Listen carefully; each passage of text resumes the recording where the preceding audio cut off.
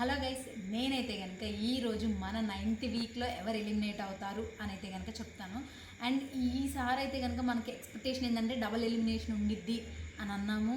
కానీ ఈసారి అయితే కనుక లైక్ ఏ వీక్లో కూడా మనకైతే కనుక ఏ సీజన్స్లో కానీ మనమైతే కనుక ఇలా చూడలేదు.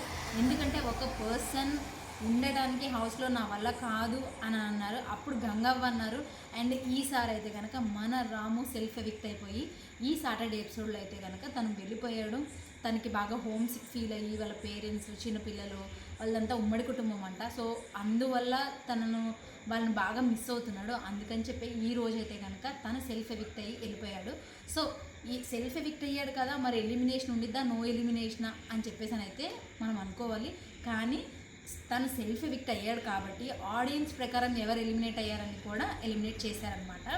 అదే మనకైతే కనుక ఫ్లాప్లో ఉంది 6 మెంబర్స్ ఉన్నారు. ఆ 6 మెంబర్స్లో ఒకళ్ళు ఆల్రెడీ సెల్ఫ్ ఎలిమినేట్ అయ్యారు. అండ్ మిగతా 5 మెంబర్స్లో ఫ్లాప్లో ఉన్న వాళ్ళందరూ డేంజర్ జోన్లో ఉన్నారు.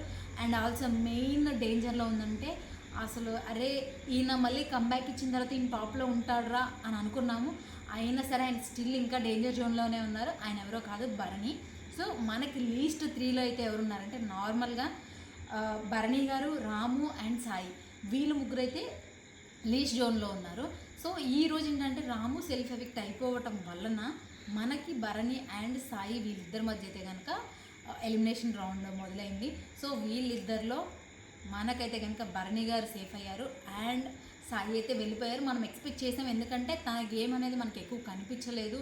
అండ్ తను పెట్టే పాయింట్స్ కూడా అంత వ్యాలిడ్గా లేవు. ఒకవేళ ఎవరైనా మ్యానిపులేట్ చేస్తే మ్యానిపులేట్ అయిపోతున్నారు.